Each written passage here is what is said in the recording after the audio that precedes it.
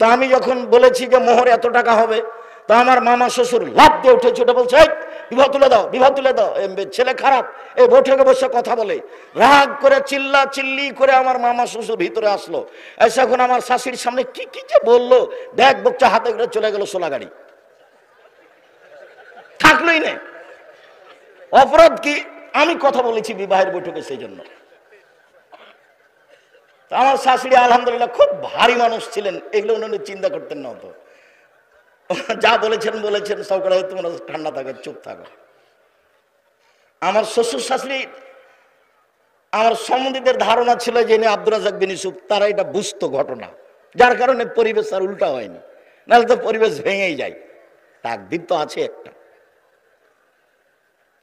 আমি তো অবাক হই, বিশেষ করে ওইখানে বেশি অবাক হই যে মেয়ের কাছে বিবাহ পড়াতে গেছে, চ্যাংড়া ছুল্লু এতগুলো গেছে ভিতরে, যে মেয়ের কাছে কি করে বিবাহ পড়ালো, অমুক নিবাসী অমুক তোমাকে বিবাহ করতে এসেছে, এত নগদ এত বাকি, তুমি তাকে স্বামী সত্ত্বে কবুল করো।